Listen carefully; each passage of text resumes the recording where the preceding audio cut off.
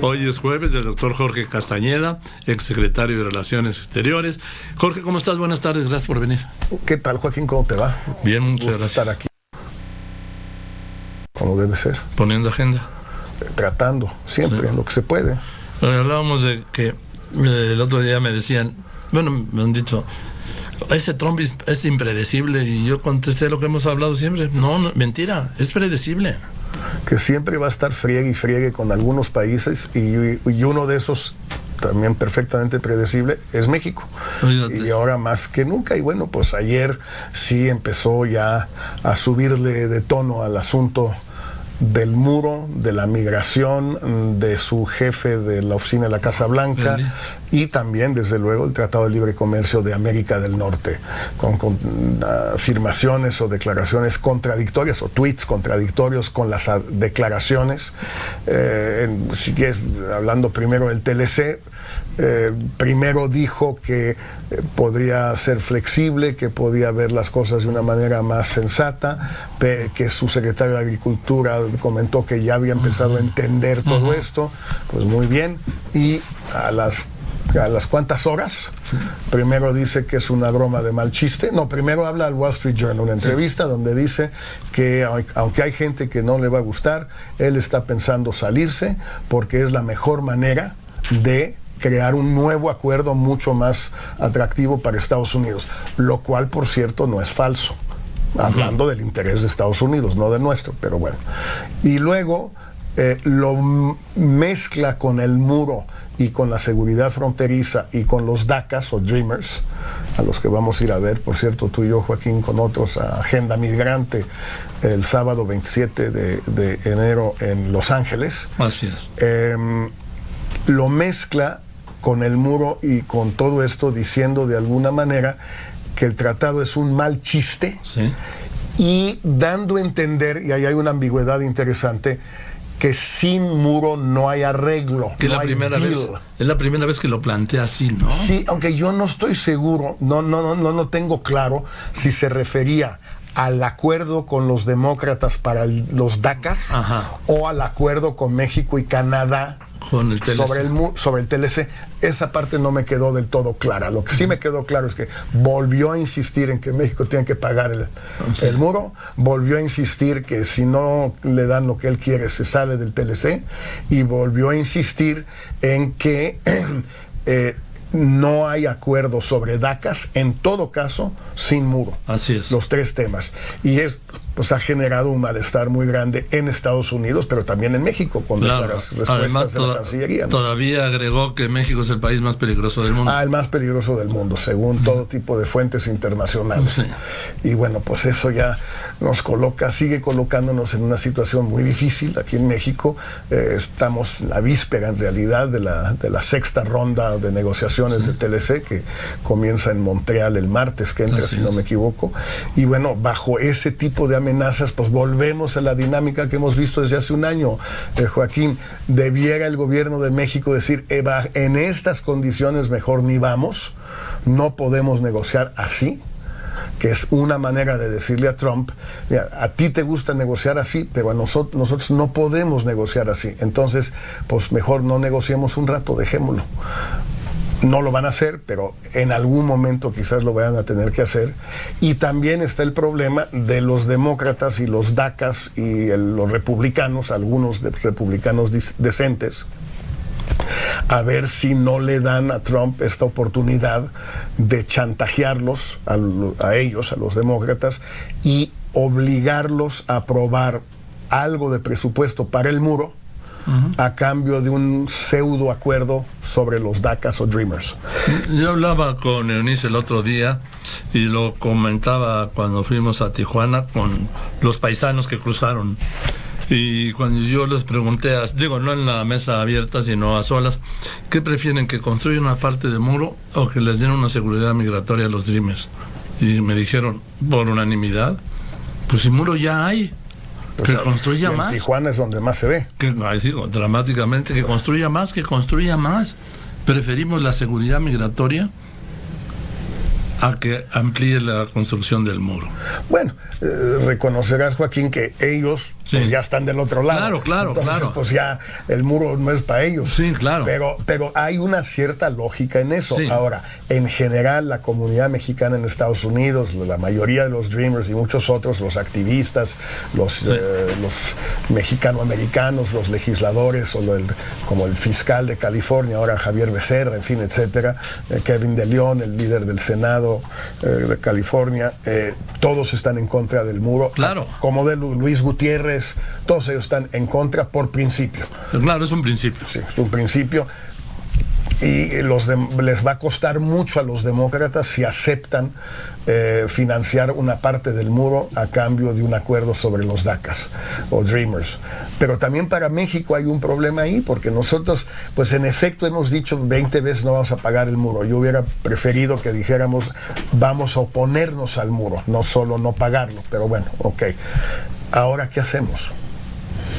¿Hasta qué punto, cuándo va a querer el presidente Peña y el secretario Videgaray juntar los temas migratorios, de seguridad, etcétera, con los temas de comercio? Ahora, el presidente dijo, y yo lo recuerdo muy bien, que las negociaciones con Estados Unidos eran totales, era globalizador, que no era un tema como antes, decía, no contaminemos un tema con otro, eso no, que aquí va todo en paquete, que si no se resuelve todo, no se resuelve nada. Bueno, eso lo dijo hace exactamente un año, incluso en la reunión de embajadores del año pasado, la Cancillería. Muchos aplaudimos esa declaración porque en efecto representaba una especie de ruptura o de cambio con el pasado, pero en los hechos no ha sucedido, Joaquín, no ha sucedido porque sigue la cooperación migratoria como si nada, sigue la cooperación de seguridad como si nada, sigue la guerra contra el narcotráfico como si nada, a pesar de la legalización en California, por cierto, y por otro lado, la negociación comercial no avanza realmente. Entonces, pues no entendemos muchos qué quiso decir el presidente cuando hablaba de una negociación integral, cuando en los hechos van por pistas separadas. Y México al día de hoy no ha querido utilizar las armas no comerciales para incidir en la negociación comercial. No hemos querido, el gobierno no ha querido, y bueno, pues no queda mucho tiempo como para hacerlo, ¿eh? Incluso uno hubiera podido pensar, mucha gente decía que el problema era la mala relación, pésima relación entre Videgaray y Osorio, y que por eso no las podían juntar. Pues Osorio ya se fue, no sé a dónde, pero sí se fue. Bueno, entonces ahora sí se podría, pues a lo mejor tampoco se puede. Yo creo que se hubiera podido, independientemente de todo, con una orden del presidente, por encima del choque Osorio-Videgaray, ¿no? Absolutamente, pero pues no quiso el presidente y no sigue sin querer. Ahora, esto nos lleva también al otro problema de ¿hasta cuándo puede negociar este gobierno con Estados Unidos sobre el TLC, sobre algo de esa importancia, de esa trascendencia para México? Hasta antes cuando empiece la campaña propiamente tal. O sea, realmente un presidente saliente y un equipo saliente puede negociar una cosa de esta importancia. Imagínate a Theresa May en el Reino Unido, ya con elecciones a 2 meses, que por cierto en las encuestas dirían que va a perder, que esté negociando 2 meses antes o 3 meses antes de las elecciones el Brexit. Pues en algún momento el presidente Peña va a decir, yo hasta aquí llegué. No sé si ese momento sea marzo, cuando empieza la campaña, sea julio, cuando ya son las elecciones. Sea el 2 de julio. El 2 de julio, exactamente, el día después de las elecciones, sea en septiembre, cuando haya presidente electo ya calificado, etcétera, etcétera. No sé, pero hay una fecha. Yo no sé cuál tenga en mente el presidente de la República, pero hay una. Y a mí me parece que en vista de que esto no avanza, pues que tal vez lo mejor para México sería que desde ahora el presidente declarara, ¿saben qué? Está muy complicado negociar esto así. Ustedes están diciendo disparate y medio. Nosotros estamos ya en los hechos en plena campaña. A mí me quedan 4 o 5 meses antes de la elección y 9 meses en Los Pinos. Mejor dejémoslo al siguiente presidente de México. Es la visión estadista. Se me hace que le aplaudiría mucha gente, le aplaudiríamos muchos. Unos sí y otros no, obviamente. Pues ya sabes que sí, digo, nunca vas a tener consensos en esto, es imposible. Sí. Pero en fin, vamos a ver. Ya viene la mesa después de los ya viene la mesa y ya vas a correr, me imagino, pero con razón. Más interesante la mesa, qué buena mesa has armado, y vas a armar muchas, me imagino. Sí. Bueno, pues de los 3 presidentes de los partidos, que yo creo que tienen mucho que decir y mucho que decirse. Sí. Unos a otros, a ver si se dan hasta con la cubeta, ojalá, porque yo creo que eso es lo que más le sirve al electorado, tener debates como los que siempre has moderado tú, no como los del IFE-INE, sí. Que pues la verdad han sido muy decepcionantes desde el año 94. Y quizás el del 94 fue el menos decepcionante. Que lo ganó Diego en el estacionamiento. Sí. Sí. Bueno, es que el debate sobre el debate también cuenta mucho. Claro. ¿Te acuerdas el que tú moderaste de Fox? Y luego tuvimos el debate sobre el debate, que ese es el que tú moderaste, donde estábamos Jorge Alcocer, Paco Ignacio Taibo y yo. Sí. Y pues bueno, no sé qué pasó ahí, pero tengo la impresión que por lo menos el que ganó la elección fue Fox. Sí, ¿Te parece que sí, verdad? Sí. Y esto va a ser muy interesante porque tienen mucho que decirse. Yo creo que ya es hora de... Y no se han dicho nada, ¿eh? Nada. Preguntas duras, mira, las obvias, pues a Andrés Manuel, a mí se me hace que es bien interesante todo este tema que trae ya la prensa internacional, trae mucha gente, de cuál es el papel de Russia Today, RT, en México, y de la gente que trabaja para RT. Yo creo que es un tema bien interesante para tanto Enrique Ochoa como Damián Cepeda planteárselo a Jacob. Y si no, yo se los planteo. Y si no, tú. Y creo que también otro tema bien interesante, Joaquín, 2 segundos nada más. Tengo entendido que José Antonio Meade no ha hecho su declaración 3 de 3.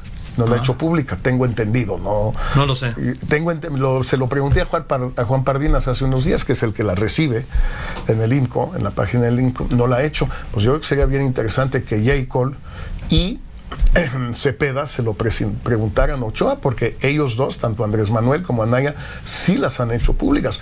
Uno puede creerles o no, ese es otro asunto. Pero si no las has hecho públicas, ni siquiera puedes descreer.